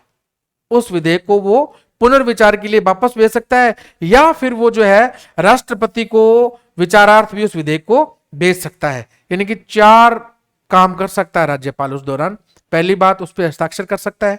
दूसरा, उसे अपने पास रख सकता है। तीसरा, उसे वापस मंत्रिपरिषद को विचार करने के लिए भेज सकता है, और या फिर उसे जो है वो राष्ट्रपति के पास भी भेज सकता है। अब देखिए, अनुच्छेद 200 के तहत विधानमंडल को पुनर्विचार हेतु भेजे गए विधेयक को यदि विधानमंडल, ठीक है, क्या होगा कि मान लो ये जो बात थी कि विधानमंडल को वापस भेज सकता है, मंत्रिपरिषद ने या विधानमंडल ने कोई विधेयक पास किया और वो राज्यपाल महोदय को साइन करने के लिए भेज दिया, भी आप इस पे साइन करो ताकि कानून बने। राज्यपाल महोदय ने क्या कहा कि देखो ये कानून में कुछ कमियां हैं, आप एक काम करो, इन कमियों को सुधार कर लो। मंत्रिपरिषद अब क्या कर सकती है? मंत्रिपरिषद या तो सुधार करे या न करे। यदि उस विधेयक को वो वापस फिर राज्यपाल के पास भेजती है तो ऐसी परिस्थिति में राज्यपाल को उस पर हस्ताक्षर करने ही पड़ते हैं, या वो उसमें संशोधन सहित उसको वापस भेजे या बिना संशोधन के वापस भेजे मंत्रिपरिषद, राज्यपाल को ऐसी परिस्थिति में उस पर साइन करने ही पड़ते हैं। ठीक है, तो राज्यपाल को उस पर हस्ताक्षर करने पड़ते हैं। अब देखिए, जितने भी धन विधेयक हैं, ठीक, धन विधेयक मान लो राज्य के विधानमंडल में पेश हो गया, पास हो गया, अब वो साइन करने के लिए किसके पास जाएगा? राज्यपाल के पास जाएगा। तो अन्य जितने भी कोई विधेयक गए राज्यपाल के पास में, तो राज्यपाल वही पीछे वाली चार बातें उनको अपने पास रख सकता है, ठीक है, वापस भेज सकता है, हस्ताक्षर कर सकता है, राष्ट्रपति के लिए विचारार्थ रख सकता है। लेकिन धन विधेयक के संबंध में राज्यपाल बिल्कुल भी ऐसा नहीं कर सकता है। क्यों नहीं कर सकता है? क्योंकि जितने भी धन विधेयक हैं, जितने भी वित्त विधेयक हैं, वे सब राज्यपाल की पूर्व अनुमति से ही राज्यपाल की जो राज्य की विधानमंडल है उसमें पेश किए जाते हैं। यानी जब राज्यपाल ने ही उनको देखकर पूर्व अनुमति दी है तो फिर वो अपनी दी गई अनुमति पर थोड़ी मना करेगा। इसलिए यदि कोई धन विधेयक है वो राज्यपाल की पूर्व अनुमति से ही विधानमंडल में पेश किया जाता है और राज्यपाल जो है उस पर अनुमति देने से मना नहीं कर सकता है, उसको अनुमति वो देता ही देता है, क्योंकि उसकी पूर्व मंजूरी से ही विधानमंडल में पेश किया जाता है। विधानमंडल के सत्र में न होने पर राष्ट्रपति राज्य के मुख्यमंत्री की सलाह पर राज्य में किसी आपातकालीन निर्णय की आवश्यकता होने पर अनुच्छेद 213(1) के तहत, मैंने आपको बताया था ना पहले, अध्यादेश जारी कर सकता है। देखिए पूरी चीज सीक्वेंस में चल रही है, हर एक चीज आपको बताकर फिर उसको समझाया जा रहा है कि 213(1) के तहत जो है राज्यपाल अध्यादेश जारी कर सकता है, ठीक है। और आपातकालीन निर्णय, मान लो कोई भी अध्यादेश, सत्र नहीं चल रहा है मान लो विधानसभा का, और मान लो कोई कानून लाना है तो फिर एकदम सत्र थोड़ी बुलाया जा सकता है। फिर ऐसी परिस्थिति के अंदर जो है वो राज्यपाल कोई ना कोई जो है अध्यादेश जारी करता है। फिर क्या होता है, ये अध्यादेश कब तक जारी रहता है? देखिए साथियों, क्या होता है कि मान लो राज्यपाल ने कोई अध्यादेश जारी कर दिया, अब क्या होगा, जब दोबारा विधायिका का सदन आएगा, सत्र चालू होगा, तो उस सत्र के चालू होने के 6 सप्ताह तक ये जो अध्यादेश जारी किया गया था ये कानून में रहता है। यानी कि जब मान लो अध्यादेश जारी किया गया, उसमें सत्र नहीं चल रहा था, फिर उस विधानसभा का सत्र जब जारी होगा तब उसके सत्र जारी होने के 6 सप्ताह तक जो है वो विधेयक या जो अध्यादेश जारी किया गया था वो प्रभाव में रहेगा। उस 6 सप्ताह के अंदर यदि विधायिका ने उसको कानून बना दिया तो वो कानून बन जाएगा, और यदि कानून नहीं बनाया तो वो विधेयक या अध्यादेश जो था वो वहीं का वहीं समाप्त हो जाएगा। यानी कि राज्य विधानसभा का सत्र नहीं चल रहा था और राज्यपाल महोदय ने राज्य की कानून व्यवस्था बनाए रखने के लिए कोई अध्यादेश पेश कर दिया या अध्यादेश लागू कर दिया। फिर वो अध्यादेश कब तक जारी चलेगा? जब मान लो उस विधायिका का सत्र शुरू होगा तो शुरू होने के बाद से लेकर 6 सप्ताह तक वो जारी रहेगा। उस 6 सप्ताह के दौरान यदि उस विधानमंडल ने उसको पास कर दिया तो वो कानून बन जाएगा, और अगर पास नहीं किया तो वो अपने आप ही समाप्त हो जाएगा। लेकिन यदि राज्यपाल को लगे कि वो विधेयक उन्होंने पास किया, ठीक है, वो अध्यादेश उन्होंने बना दिया और उनको लगा कि इस अध्यादेश की जरूरत नहीं है, तो वो सत्र शुरू होने से पहले या उससे पहले भी अध्यादेश को कभी भी वापस ले सकते हैं। दोबारा सुनेंगे मेरी बात को। राज्यपाल को लगे कि अभी सत्र नहीं चल रहा है और मुख्यमंत्री जी उनसे आग्रह करें ठीक है कि हम एक अध्यादेश लेके आते हैं देश राज्य के अंदर कानून व्यवस्था बनाने के लिए, या और भी कुछ चीज के लिए जरूरत है इस अध्यादेश की, ठीक है, अभी वो अध्यादेश ले आए। तो अध्यादेश कब तक जारी रहेगा? जब तक कि उस राज्य की विधानसभा का सत्र शुरू ना हो जाए।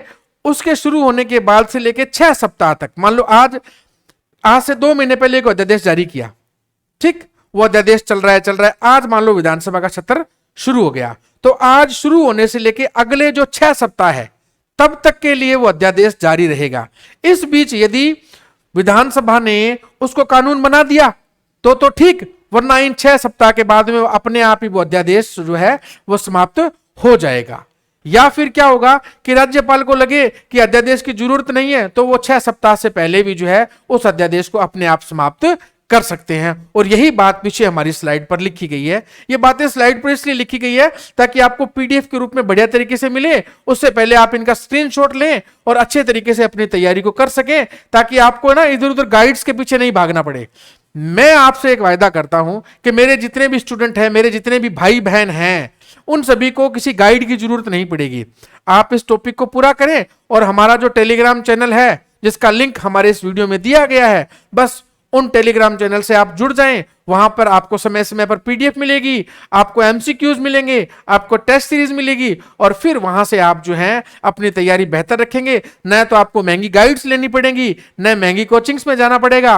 बस आप अच्छे अच्छे वीडियोस यहां से देखते रहें और अपनी तैयारी को जारी रखें। हाँ, जब चयनित हो जाए ना, तब मिठाई का डब्बा जो है हमारे तक भी पहुंचा दीजिएगा। बस इतना काम आपको हमारे लिए करना है, ठीक है। अध्यादेश की बात पूरी हो गई। अब देखिए, ये बात मैंने आपको अच्छे तरीके से यहां पर समझा दी है। अब एक अन्य बात कि अगर मान लो राज्य की जो विधानसभा है, अनुच्छेद 180 में बात कही गई है कि विधानसभा के अंदर एक विधानसभा अध्यक्ष भी तो होता है, ठीक है। इसका अध्यक्ष या उपाध्यक्ष, ठीक है, उसका अगर पद रिक्त हो, क्या हो कि जो राज्य विधानसभा है या विधान परिषद है, उनके अध्यक्ष व उपाध्यक्ष, इन दोनों का अगर पद रिक्त हो, तो ऐसी स्थिति में फिर कार्यवाही कैसे चलेगी ना। तो कार्यवाही चलाने के लिए क्या होगा कि राज्यपाल उस सदन के किसी अन्य सदस्य को सदन की कार्यवाही सुनिश्चित करने के लिए कार्यवाहक अध्यक्ष बना सकता है। आप याद रखेंगे अनुच्छेद 180, कौन सा अनुच्छेद? अनुच्छेद 180। इसमें क्या बात कही गई है? इसमें यह बात कही गई है कि यदि किसी राज्य की जो विधानसभा है या विधान परिषद है, उसके अध्यक्ष व उपाध्यक्ष का पद रिक्त है, तो ऐसी स्थिति के अंदर उस सदन की कार्यवाही को कैसे जारी रखा जाए? तो उसको जारी रखने के लिए क्या होगा कि राज्यपाल जो है उस सदन के किसी वरिष्ठ सदस्य को अध्यक्ष व उपाध्यक्ष बनाएगा, ताकि उस सदन की कार्यवाही जारी रखे। और यह बात अनुच्छेद 180 में कही गई है। क्या कहा गया 180 में? कि यदि राज्य की विधानसभा व विधान परिषद के अध्यक्ष व उपाध्यक्ष का पद जो है वो रिक्त हो, तो ऐसी स्थिति में उस सदन के किसी वरिष्ठ सदस्य को अध्यक्ष व उपाध्यक्ष बनाया जाएगा, ताकि उस सदन की कार्यवाही को जारी रखा जा सके, ठीक है। अब देखिए, अगर मान लो कोई विधानसभा सदस्य है, उसकी निर्हरता यानी कि उसको योग्य नहीं पाया जाए या उसकी योग्यता के बारे में कोई संशय हो, तो उसके बारे में जो निर्णय लेना है वो लेना राज्यपाल ने है। किसी भी विधानसभा के सदस्य की निर्हरता, अयोग्यता के बारे में यदि निर्णय लेना है तो वो लेना राज्यपाल को है। लेकिन ऐसा निर्णय राज्यपाल भारतीय निर्वाचन आयोग जो है ना, भारतीय चुनाव आयोग, ठीक है, भारतीय चुनाव आयोग के परामर्श से ही देगा। ऐसा निर्णय कब देगा? भारतीय चुनाव आयोग के परामर्श से जो है वो निर्णय राज्यपाल देगा। इसका आप स्क्रीनशॉट ले लीजिए।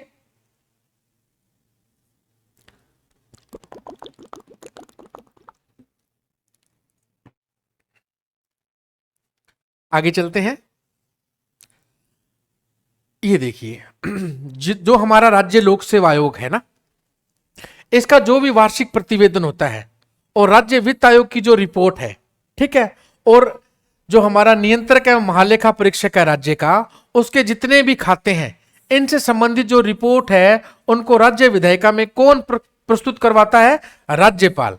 यदि आपसे सीधा प्रश्न पूछा जाए कि राज्य लोक सेवा आयोग के वार्षिक प्रतिवेदन को राज्य विधानमंडल में कौन प्रस्तुत करवाता है, तो उसका उत्तर होगा हमारा राज्यपाल जो है उसको प्रस्तुत करवाएगा। ठीक वैसे ही राज्य वित्त आयोग की रिपोर्ट को कौन करवाएगा?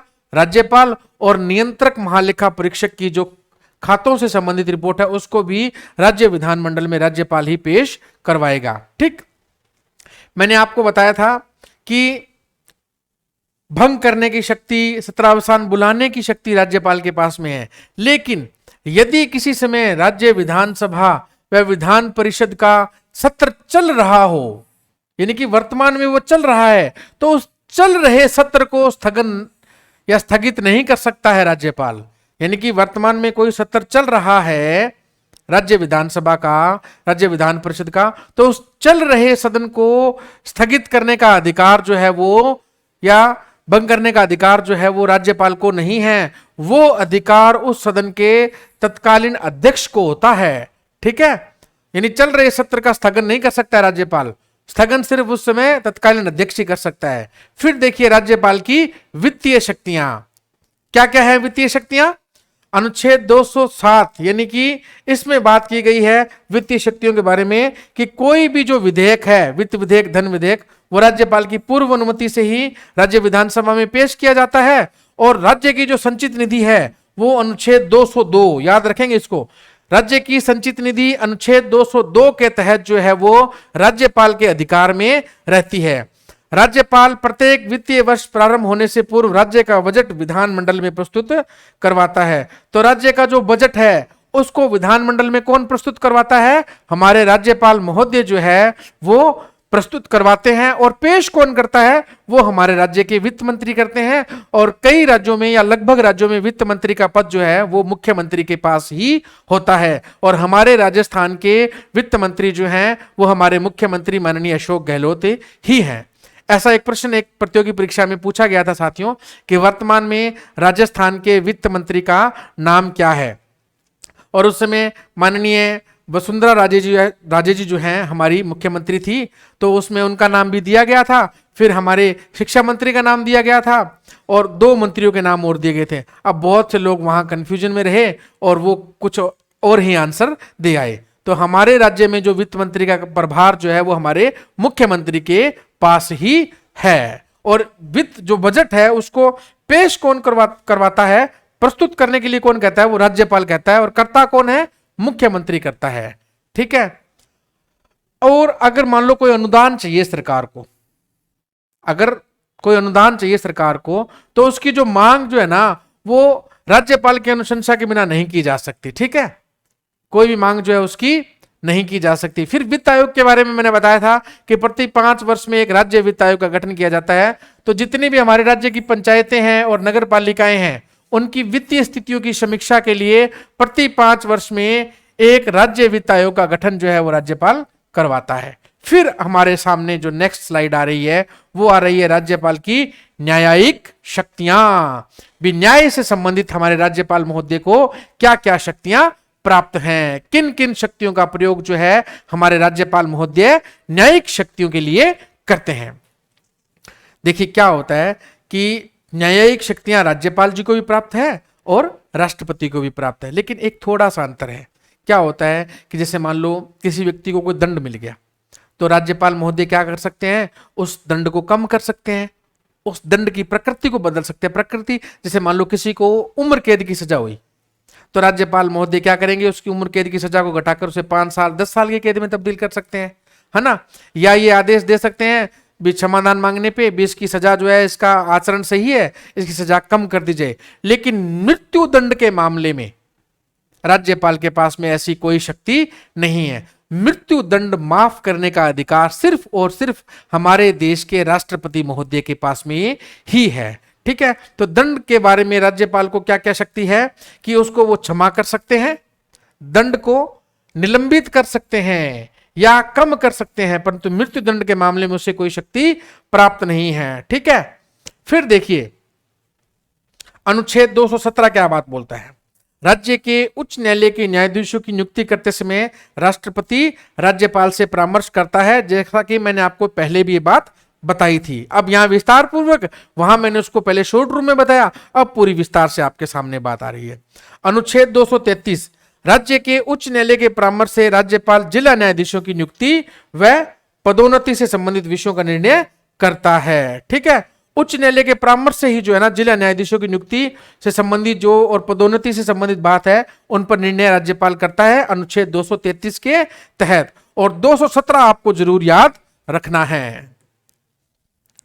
अब देखिए हमारे सामने ये जो अब ये स्लाइड आप देख रहे हैं, ये नई स्लाइड जो है हमारे सामने, इस स्लाइड में आपके सामने क्या दिया गया है, राज्यपाल की विवेकाधीन शक्तियां।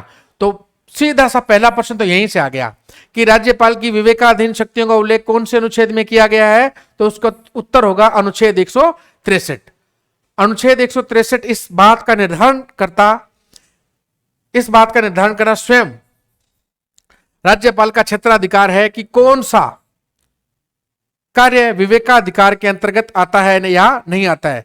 बी, इस बात का निर्णय राज्यपाल खुद करता है कि कौन सा जो अधिकार है ना उसके विवेकाधिकार में आता है या नहीं आता है। इस मामले में उसे मंत्रिपरिषद से सलाह लेना आवश्यक नहीं है, यह निर्णय वह स्वयं लेता है। राज्यपाल के इस निर्णय को न्यायालय में चुनौती नहीं दी जा सकती है। आपसे पूछ लिया जाए कि राज्यपाल के जो विवेकाधिकार से संबंधित जो प्रश्न है क्या उससे न्यायालय में चुनौती दी जा सकती है, तो आपका उत्तर होगा जी नहीं, उससे चुनौती न्यायालय में नहीं दी जा सकती है। फिर देखिए 2 प्रकार की विवेकाधीन शक्तियां हैं राज्यपाल की। ठीक है, राज्यपाल की विवेकाधीन शक्तियां कितने प्रकार की है, 2 प्रकार की हैं। कौन कौन सी हैं, पहली है संविधान प्रदत्त जो कि संविधान से दी गई है, और दूसरी कौन सी है, परिस्थिति जन्य। मैंने एक टाइम ऐसा आ जाए कि उसे हाथों हाथ कोई निर्णय लेना है तो वो परिस्थिति जन्य जो है उसकी विवेकाधीन शक्ति है। तो कितने प्रकार की, अच्छा प्रश्न है यहाँ पे कि राज्यपाल की विवेकाधीन शक्तियां कितने प्रकार की, तो उत्तर होगा 2 प्रकार की। कौन कौन सी है, संविधान प्रदत्त और परिस्थिति जन्य। संविधान प्रदत्त जो शक्तियां हैं वो कौन कौन सी है, संविधान प्रदत्त शक्तियां स्व विवेकीय शक्तियां कौन सी है, राज्य विधानमंडल द्वारा प्रस्तुत किसी विधेयक को अनुच्छेद 200 के तहत राष्ट्रपति के विचारार्थ आरक्षित रखने की शक्ति राज्यपाल के स्व विवेक के अधीन है। यानी कि जैसा कि मैंने आपको बताया था कि कोई विधेयक राज्य विधानमंडल द्वारा राज्यपाल के पास साइन करने के लिए भेजा गया, तो उसमें हमने 4 नंबर में बात देखी थी कि राज्यपाल जो है उसे राष्ट्रपति के विचारार्थ भी भेज सकता है। तो कौन से विधेयक को वो राज्यपाल जो है राष्ट्रपति के विचारार्थ भेज सकता है, ये उसके विवेकाधिकार के अंदर आता है। वो चाहे उस विधेयक को जो है वित्त विधेयक, धन विधेयक को छोड़कर राष्ट्रपति के विचारार्थ भेज सकता है। ठीक है, आपको ये बात अच्छे से समझ में आ रही होगी और पूरी ऊर्जा के साथ पढ़ना है आपको। ठीक है, मैं पूरी एनर्जी के साथ आपको पढ़ा रहा हूं, है ना, लगातार आपके लिए मेहनत कर रहा हूं, तो आपको भी उसी मेहनत से इस वीडियो को देखना है और आगे बढ़ना है। अब देखिए, निम्न परिस्थितियों में राष्ट्रपति के विचारार्थ जो है वो रख सकता है। जैसा कि हमने वहां पढ़ा था कि राष्ट्रपति के विचारार्थ भेज सकता है कौन कौन से विधेयक। मैंने कहा था ना आपको छोड़ूंगा नहीं, जब तक तोड़ेंगे नहीं तब तक छोड़ेंगे नहीं। आपको जीतन मांझी बन जाना है। वो बोलता है ना, आपने क्या कौन सा डायलॉग बोलता है कि शानदार, जबरदस्त, जिंदाबाद, तो हमें जिंदाबाद करना है। हमने 4 नंबर पॉइंट क्या पढ़ा था कि वो विधेयकों को राष्ट्रपति के विचारार्थ भेज सकता है, लेकिन कौन कौन से, प्रश्न तो यहीं से आएगा कि कौन से ऐसे विधेयक है जिनको वो भेज सकता है। तो पहला, वो विधेयक जो है असंवैधानिक हो, संविधान के विपरीत हो, या दूसरा देश के व्यापक हित के विरुद्ध हो, या फिर वो नीति निर्देशक तत्व जिनका उल्लेख जो है हमारे संविधान के भाग 4 के अंदर किया गया है, अनुच्छेद 36 से 51 के बीच हमारे नीति निर्देशक तत्व जो है वो दिए गए हैं भाग 4 के अंदर। ये भी मैं आपको कराऊंगा, लेकिन शर्त यही है आपने वीडियोस पूरे देखने हैं और इनको शेयर, सब्सक्राइब और लाइक भी करना है और पढ़ना है बढ़िया से, ठीक है ना, तब मजा आएगा असली जिंदगी में। तो या तो वो विधेयक असंवैधानिक हो, देश के व्यापक हित के विरुद्ध हो, या वो नीति निर्देशक तत्वों के विरुद्ध हो, या राष्ट्रीय महत्व का हो, या फिर उच्च न्यायालय की स्थिति को खतरे में डालता हो, या विधेयक अनुच्छेद 31(3) के तहत संपत्ति के अनिवार्य अधिग्रहण से संबंधित हो। ये 6 परिस्थितियां यदि है तो राज्यपाल उस विधेयक को राष्ट्रपति के विचारार्थ भेज सकता है। पहली बात कौन सी कि विधेयक असंवैधानिक हो, दूसरी देश के व्यापक हित के विरुद्ध हो।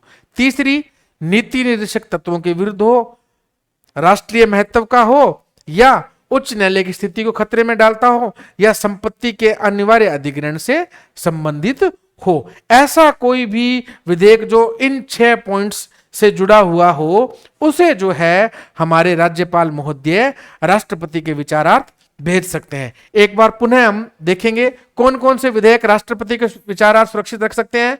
विधेयक असंवैधानिक हो, देश के व्यापक हित के विरुद्ध हो, नीति निर्देशक तत्वों के विरुद्ध हो, राष्ट्रीय महत्व का हो, ठीक है, उच्च न्यायालय की स्थिति को खतरे में डालता हो, या फिर वो संपत्ति के अनिवार्य अधिग्रहण से संबंधित हो। ठीक है, इन 6 परिस्थितियों में असंवैधानिक हो, पहली बात।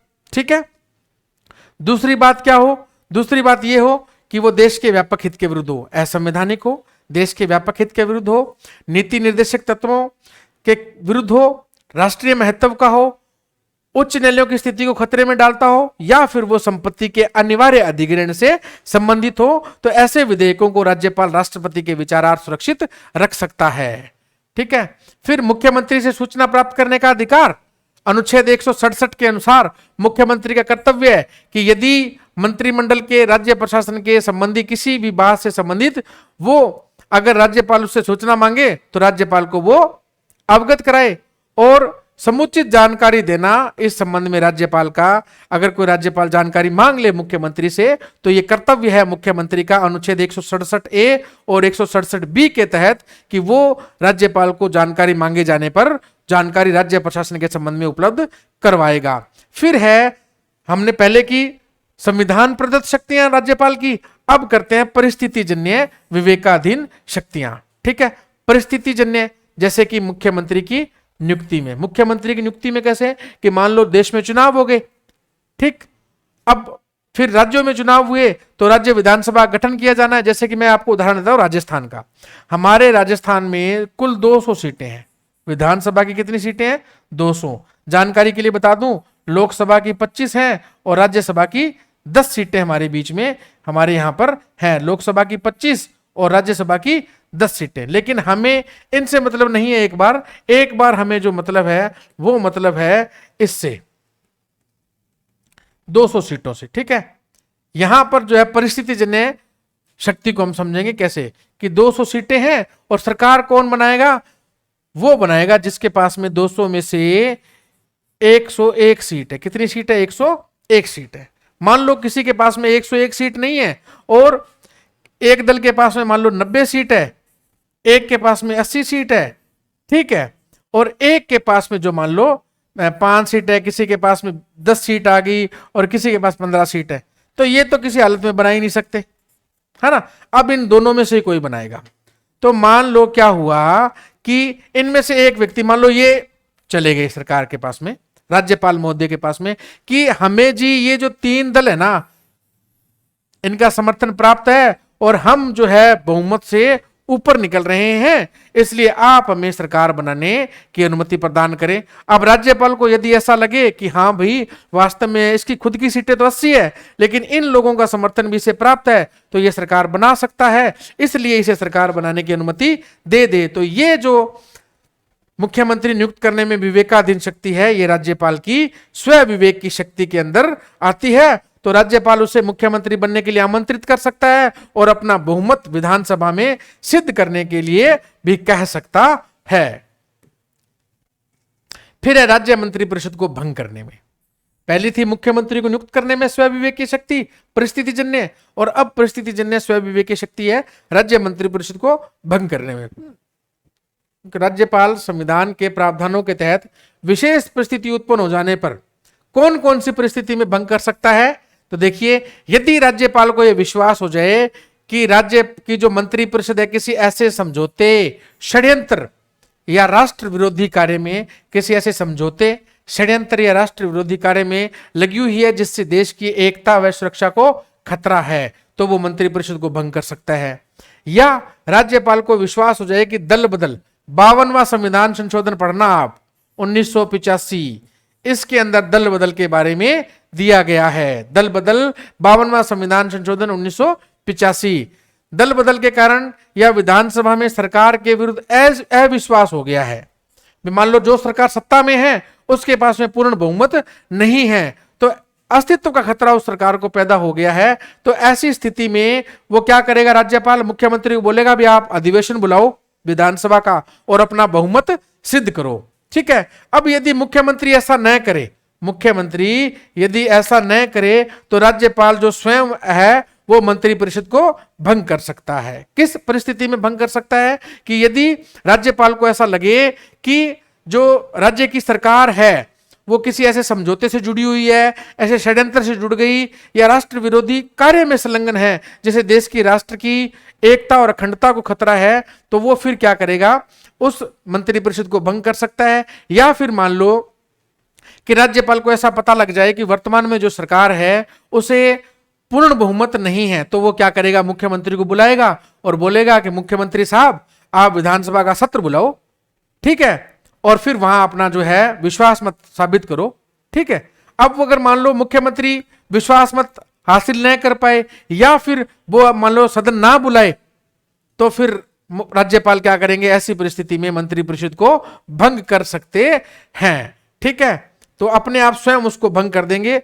और मुख्यमंत्री ने विधानसभा को भंग करने की सिफारिश की हो, अब क्या हो कि अगर मान लो मुख्यमंत्री बोले, उसको लग जाए कि यार अब तो ना चुनाव करवा लेना चाहिए क्योंकि मुझे बहुमत नहीं है, ठीक है, और चुनाव में भी 1 साल पड़ा है, तो हम समय पूर्व भी चुनाव करवा सकते हैं, तो एक बार हम क्या करें, हम इस मंत्रिपरिषद को भंग कर देते हैं, फिर चुनाव कराते हैं। लेकिन राज्यपाल को यह आदेश हो जाए, ऐसा लग जाए, ऐसा अंदेशा हो जाए कि नहीं ये भंग इसलिए करवा रहे हैं कि इनको पूर्ण बहुमत नहीं है और अभी चुनाव में तो वैसे 1-1.5 साल का समय पड़ा है, तो समय पूर्व क्यों चुनाव करवाए जाए, तो फिर ऐसी परिस्थिति में भी जो है बहुमत नहीं होने पर जो है बहुमत साबित करने के लिए आदेश जो है वो राज्यपाल द्वारा मुख्यमंत्री को दिया जा सकता है। फिर अगर मान लो मुख्यमंत्री को भ्रष्टाचार का दोषी पाया जाता है, कोई स्वतंत्र ट्रिब्यूनल है, मान लो कोई किसी भी बड़े भ्रष्टाचार के षड्यंत्र के बारे में कोई आयोग बना, कोई ट्रिब्यूनल बना और उसने अपनी जांच में पाया कि जो मुख्यमंत्री है उस राज्य के वो भाई भ्रष्टाचार के दोषी हैं, तो फिर राज्यपाल अपने स्वयं विवेक से मुख्यमंत्री व उसकी मंत्रिपरिषद को भंग कर सकता है, यानी उसे हटा सकता है। अब देखते हैं आगे कुछ और इंपॉर्टेंट बातें हमारे लिए जो परीक्षा उपयोगी सामान्य महत्वपूर्ण तथ्य है, मैंने इनको भी चलते चलते अपने इस वीडियो की स्लाइड में ले लिया। पहला प्रश्न जो है आपके सामने यही है कि राजस्थान के प्रथम राज्यपाल कौन थे, तो जो कि मैंने आपको शुरू की स्लाइड में बताया था कि सरदार गुरुमुख निहाल सिंह जो है हमारे राजस्थान के प्रथम राज्यपाल थे और ये सबसे लंबे समय के कार्यकाल के लिए जो है वो राज्यपाल के पद पर रहे थे। फिर देखिए देश की जो प्रथम महिला राष्ट्रपति जो थी, ठीक है, जो पहली महिला राष्ट्रपति बनी थी प्रतिभा देवी सिंह पाटिल, वो हमारे राज्य की प्रथम राज्यपाल भी रही हैं। तो प्रथम महिला राज्यपाल की यदि हम बात करें तो वो नाम आता है प्रतिभा पाटिल। राजस्थान की प्रथम महिला राज्यपाल कौन रही, प्रतिभा पाटिल जो है वो प्रथम महिला राज्यपाल हमारी रही। इन्होंने क्या किया, बीच में ही अपने पद से त्यागपत्र दे दिया और राष्ट्रपति का चुनाव लड़ा और ये देश की पहली महिला राष्ट्रपति भी बनी। तो राज्य के प्रथम राज्यपाल सरदार गुरुमुख निहाल सिंह है, पहला प्रश्न। दूसरा आपसे पूछे कि सबसे लंबे समय तक राज्यपाल रहने वाले व्यक्ति, तो भी सरदार गुरुमुख निहाल सिंह का नाम ही आएगा। फिर प्रथम महिला राज्यपाल राजस्थान की, तो प्रतिभा पाटिल जी का नाम आएगा। और अगर पूछे प्रथम महिला राष्ट्रपति, तो भी प्रतिभा पाटिल जी का नाम ही आएगा, क्योंकि ये जब राज्यपाल थी उसी दौरान राष्ट्रपति के चुनाव होने थे और इन्होंने क्या किया, अपने पद से त्याग दिया और फिर ये जो है अपने यूपीए की तरफ से चुनाव लड़ी अपने राष्ट्रपति पद के लिए और फिर राष्ट्रपति ये निर्वाचित हुई और देश की प्रथम महिला राष्ट्रपति भी ये बनी। अब तक राजस्थान में 3 महिला राज्यपाल रह चुकी हैं। कितनी महिला राज्यपाल रह चुकी हैं? 3। प्रतिभा पाटिल, श्रीमती प्रतिभा राव और श्रीमती मार्गरेट अल्वा। यहां से बड़ा अच्छा प्रश्न बनता है कि निम्न में से कौन राजस्थान की महिला राज्यपाल नहीं रही, और यहां पर मान लो एक नाम आपको दे दिया जाए, कोई और आपको नाम यहां पर दे दिया जाए, किसी और मंत्री का नाम, जैसे मान लो यहां पर शैलजा आचार्य का नाम आपको दे दे, शैलजा जो कि हरियाणा से हैं आचार्य, ये नाम भी आपको यहां दे दिया, श्रीमती शैलजा आचार्य। तो निम्न में से कौन राज्य की महिला राज्यपाल नहीं रही? प्रतिभा पाटिल रही हैं, प्रभा राव रही हैं, मार्गरेट अल्वा रही है, कौन नहीं रही? शैलजा आचार्य। तो आपका उत्तर हो जाएगा शैलजा आचार्य जो है वो राज्य की महिला राज्यपाल नहीं रही है। और भी कोई नाम आ सकता है, ठीक है। फिर देखिए, राजस्थान के वे राज्यपाल जो पद पर रहते हुए जिनकी मृत्यु हो गई, यह प्रश्न भी पूछा हुआ है, ठीक है। तो प्रश्न कहीं से भी पूछ सकता है एग्जामिनर। यह प्रश्न पूछा हुआ है कि निम्न में से राज्य के वे राज्यपाल कौन से हैं जिनका पद पर रहते हुए निधन हो गया। तो 4 राज्यपाल ऐसे हैं, दरबारा सिंह हैं, निर्मल चंद जैन, शैलेंद्र सिंह हैं और प्रभा राव, ठीक है। अब देखिए, इसकी मैंने एक ट्रिक बनाई। मैं जब आरएएस मुख्य परीक्षा की तैयारी हम कर रहे थे तो उस दौरान मैंने इसकी ट्रिक बनाई। क्या ट्रिक बनाई कि इंद्र के दरबार में निर्मल हुई प्रभा। क्या मैंने ट्रिक बनाई? इसकी ट्रिक बनाई मैंने, ये देखिए, इंद्र बरसात के देवता माने जाते हैं और आजकल हमारे गंगानगर हनुमानगढ़ पर ही नहीं पूरे राजस्थान पर ये बहुत मेहरबान हो रखे हैं। खूब बरसात हो रही है, शिमला बना रखा है राजस्थान को इन्होंने। इंद्र के दरबार में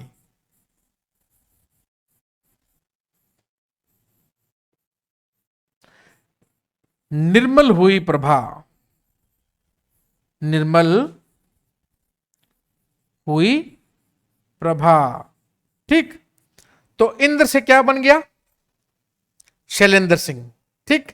दरबार से क्या बन गया? दरबारा सिंह है। निर्मल से क्या बना? निर्मल चंद जैन। और प्रभा से क्या बना? प्रभा राव। तो पद पर रहते हुए निधन होने वाले राज्यपाल इंद्र के दरबार में निर्मल हुई प्रभा। ये ट्रिक आप याद रखेंगे और आपको याद हो जाएगा। मैं यही कहना चाहूंगा आपसे कि चीजों को ट्रिक बनाकर आप करें। ट्रिक जो है हमें याद भी रहती है और परीक्षा में काम भी आती है। जैसे हमने पहले रकानी कायोशिष पढ़ी थी, ठीक है, वैसे ही इंद्र के दरबार में निर्मल हुई प्रभा।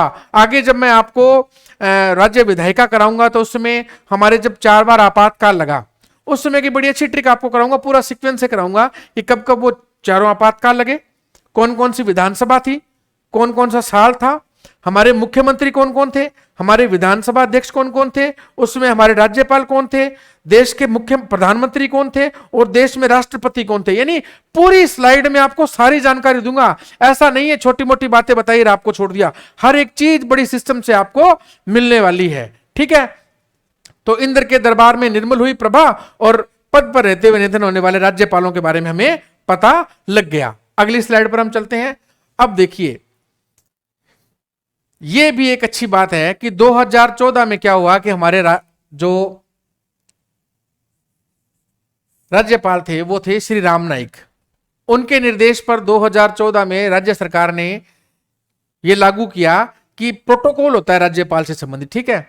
तो हमारे जो राज्यपाल महोदय हैं उनको अब हिंदी में या तो हम माननीय राज्यपाल बोलेंगे, ठीक है, या और अंग्रेजी में जो है हॉनरेबल गवर्नर कहेंगे। तो हिंदी में उनको माननीय राज्यपाल या राज्यपाल महोदय कहा जाएगा, हिंदी में माननीय राज्यपाल या राज्यपाल महोदय, और अंग्रेजी में हॉनरेबल गवर्नर कहा जाएगा। देखिए, ये प्रश्न यहां से पूछा जाए या नहीं पूछा जाए कोई बड़ी बात नहीं है, लेकिन हमें ऐसी सामान्य जानकारी होना भी बहुत जरूरी है कि हम प्रतियोगी परीक्षाओं की तैयारी कर रहे हैं, बड़ा अधिकारी बनने का सपना हमारे दिमाग में है और हमें सामान्य बातें भी पता नहीं हो तो ये सही नहीं है। फिर देखिए, ये जो मैं स्लाइडें कराने वाला हूं, ये स्लाइडें प्रत्येक परीक्षा के लिए उपयोगी है। जैसे कि कांस्टेबल वगैरह में यहां पर जो है नॉर्मल पूछ सकते हैं आपसे, और आरएएस मुख्य परीक्षा के अंदर आपसे डायरेक्ट ही पूछ सकते हैं कि राज्य प्रशासनिक सुधार आयोग 1966 में जो बना, राज्यपाल से संबंधित उन्होंने क्या क्या सुझाव दिए। सीधा ही आएगा कि राज्यपाल के संबंध में प्रशासनिक सुधार आयोग 1966 ने क्या सुझाव दिए, आपको पता होने चाहिए और आपको यहां ये सब कुछ मिलने वाला है। हम जल्दी इसको कंप्लीट कर लेते हैं। तो 1966 के अंदर प्रशासनिक सुधार आयोग बना और उसने क्या बात कही राज्यपाल के संबंध में कि राज्यपाल ऐसे व्यक्ति को बनाया जाना चाहिए जिसको सार्वजनिक जीवन, जो समाज सेवा से जुड़ा हो, सार्वजनिक जीवन के बारे में और प्रशासन के बारे में उसे लंबा अनुभव हो, यानी 15-20 साल का उसको अनुभव हो, ऐसे व्यक्ति को बनाया जाना चाहिए। और यदि एक व्यक्ति को राज्यपाल बना दिया गया तो दोबारा उसे राज्यपाल नियुक्त नहीं किया जाना चाहिए।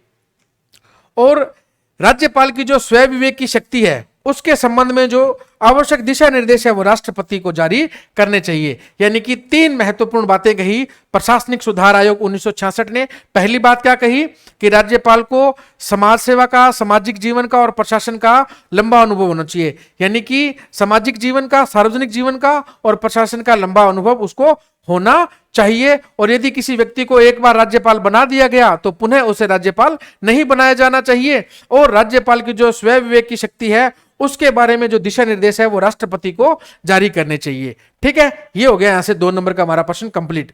फिर राजमन्नार समिति तमिलनाडु 1970, सीधा ही पूछ सकता है, पहली लाइन में प्रश्न पड़ा है कि राजमन्नार समिति का गठन कब किया गया, 1970। ठीक है, तो यहां कहता है कि राज्यपाल की जो नियुक्ति है वो संबंधित राज्य से विचार विमर्श के बाद करनी चाहिए। देखिए ऐसा कुछ अनिवार्य वर्तमान में है नहीं। इन्होंने कहा था कि जिस राज्य में नियुक्त किया जाना है वहां के मुख्यमंत्री से, वहां की सरकार से जो है आपको विचार विमर्श करना चाहिए। ये बात कौन सी समिति ने कही, राजमन्नार समिति तमिलनाडु से संबंधित है। 1970 में इन्होंने कहा कि जिस राज्य में राज्यपाल की नियुक्ति की जानी है वहां की सरकार से विचार विमर्श किया जाना चाहिए। फिर देखिए 3 नंबर पे RS सरकारी आयोग कब बना, 1983। ठीक है, सरकारी आयोग में बहुत बार प्रश्न पूछे गए, बहुत बार। जब भी आयोग से संबंधित प्रश्न आया तो सरकारी आयोग पे बहुत बार प्रश्न पूछे गए। कब बना, 1983। इन्होंने क्या बात बोली कि जब भी राज्यपाल की नियुक्ति हो तो संबंधित राज्य के मुख्यमंत्री की अनौपचारिक सहमति होनी चाहिए, यानी कि उसकी सहमति लेनी चाहिए आपको। ठीक है, और ऐसा व्यक्ति जो वर्तमान में भी किसी राज्य में राजनीति में सक्रिय है, जो व्यक्ति वर्तमान में राजनीति में सक्रिय है उसे राज्यपाल नहीं बनाया जाना चाहिए। पहली बात कि जिस राज्य में राज्यपाल को नियुक्त किया जाना है उस राज्य के मुख्यमंत्री से जो है अनौपचारिक सहमति होनी चाहिए। और कोई व्यक्ति यदि ऐसा व्यक्ति है जो वर्तमान में राजनीति में सक्रिय है तो उसे राज्यपाल नहीं बनाया जाना चाहिए। ठीक है, दूसरी बात, यदि किसी व्यक्ति को राज्यपाल बनाया जाता है तो जो पार्टी वर्तमान में केंद्र में सत्ता में है उस दल का तो राज्यपाल कभी भी किसी सूरत में होना ही नहीं चाहिए। ठीक है, पहली बात, जिस राज्य में राज्यपाल लगाया जाना है उस राज्य के मुख्यमंत्री की अनौपचारिक सहमति होनी चाहिए। राज्यपाल नियुक्त होने वाला व्यक्ति सक्रिय राजनीति में न हो और सत्तारूढ़ दल का व्यक्ति तो किसी सूरत में राज्यपाल नहीं होना चाहिए। ठीक है, और राज्यों के अंदर जो राष्ट्रपति शासन है उसको अंतिम विकल्प के रूप में ही लगाया जाना चाहिए। ठीक, और राज्यपाल जो है वो सामाजिक एवं प्रशासनिक साख वाला व्यक्ति हो। राज्यपाल कार्य मुक्त होने पर राष्ट्रपति एवं उपराष्ट्रपति पद को छोड़कर किसी दूसरे पद पर नियुक्त न हो। और राज्यपाल को पूरे 5 वर्ष के लिए नियुक्त किया जाना चाहिए, ऐसा नहीं उसे बीच में ही हटा दो। ये बात जो है सरकारी आयोग ने कही। ठीक है, फिर वेंकटचलैया आयोग 2002, इन्होंने भी कहा कि कार्यकाल 5 वर्ष होना चाहिए और यदि 5 वर्ष से पूर्व हटाना है तो क्या करे कि केंद्र सरकार ऐसा केवल जिस राज्य में वो राज्यपाल नियुक्त है उस राज्य के मुख्यमंत्री की सलाह के बाद ही करे। और राज्यपाल की नियुक्ति एक समिति द्वारा की जानी चाहिए जिसमें देश के प्रधानमंत्री हो, गृह मंत्री हो, लोकसभा अध्यक्ष, उपराष्ट्रपति और मुख्यमंत्री शामिल हों। फिर पुंछी आयोग 2007 में आया। कब आया, 2007 में। राज्यपाल का कार्यकाल कितना हो, 5 वर्ष। ठीक, और यदि राज्यपाल को हटाना है तो राज्य विधानसभा महाअभियोग प्रक्रिया का अनुसरण करे। ये अच्छी बात है, राज्यपाल को हटाने के लिए महाअभियोग प्रक्रिया अनुसरण करने की बात कौन से आयोग ने कही, पुंछी आयोग ने कही। ठीक है, राज्यपाल को विश्वविद्यालयों का चांसलर नहीं बनाया जाना चाहिए। ये बात किसने कही, ये बात भी पुंछी आयोग ने कही। और ऐसे व्यक्ति को राज्यपाल बनाया जाना चाहिए जो 2 वर्षों से सक्रिय राजनीति में न हो, उस व्यक्ति को जो है वो राज्यपाल ही बनाया जाना चाहिए। ठीक, और ये जो शब्द है राष्ट्रपति के प्रसाद पर्यंत, इसको संविधान से हटा देना चाहिए। पुंछी आयोग ने राज्यपाल की नियुक्ति के संबंध में जो वेंकटचलैया आयोग था ना, ये जो 2002 में बना था, इसी के सुझावों का अनुमोदन किया था। ठीक है, ये हो गया हमारा पुंछी आयोग। फिर कुछ और महत्वपूर्ण बातें हम पढ़ लेते हैं। सरोजनी नायडू जो है उन्होंने राज्यपाल के बारे में बात कही थी कि राज्यपाल जो है वो एक ऐसी चिड़िया है जो सोने के पिंजरे में रहती है। ये बात इन्होंने कही। ठीक, फिर हम बात करें कि त्यागपत्र देने वाले पहले राज्यपाल कौन थे, तो वो राजस्थान के त्यागपत्र देने वाले प्रथम राज्यपाल जो थे वो जोगेंद्र सिंह थे। और ऐसे राज्यपाल जो आरपीएससी के सदस्य भी रहे तो वो थे हमारे रघुकुल तिलक। फिर हम अंत में बात कर लेते हैं हमारे इस टॉपिक के आज में कि राजस्थान में अब तक 4 बार राष्ट्रपति शासन लगाया गया है। ठीक है, इस दौरान हमारे 4 जो है वो राज्यपाल कौन कौन से रहे थे। पहली बार जब लगा तो वो चौथी विधानसभा में लगा था। सन का जो है इतना कोई जरूरी नहीं है, लेकिन फिर भी हमें याद रखना है कि 1967 में पहली बार कब लगा, 1967 में, और चौथी विधानसभा थी और संपूर्णानंद जो है हमारे राज्यपाल थे। दूसरी बार लगा था 1977 में और इस दौरान वेदपाल त्यागी जो है हमारे राज्यपाल थे। तीसरी बार लगा 1980 में, ठीक है, 1980 में, और रघुकुल तिलक जो है वो राज्यपाल थे। चौथी बार लगा 1992 में और एम चन्ना रेड्डी इस दौरान जो है हमारे जो है वो राज्यपाल थे। कितनी बार हमारे जो है राज्य में लगा है, 4 बार। देखो इस बात को मैं यही याद करवा रहा हूं आपको, 4 बार लगा है। ये अंतिम स्लाइड है हमारे टॉपिक की। 4 बार हमारे राजस्थान में जो है राष्ट्रपति शासन लगा है। 1967, फिर 1977 में लगा है, 1967, 1977, ठीक, उसके बाद 1980 और फिर 1992। हमने तो देखो इसको ऐसे याद किया, 67, 77, 80, 92, 67, 77, 80, 92, 5 बार आप मन ही मन पढ़ लीजिए, 67, 77, 80, 92, 67, 77, 80, 92, ऐसा आप 5 बार पढ़ेंगे तो आपको याद हो जाएगा भी हमारे जो है 4 बार राज्य में राज्यपाल जो राष्ट्रपति शासन है वो लगा है। 67, 77, 80, 92, 67, 77, 80, 92, 67, 77, 80 और 92, और 4 राज्यपाल रहे थे। इनकी भी ट्रिक बना रखी है मैंने, देखो क्या ट्रिक बनाई। संपूर्ण त्याग कर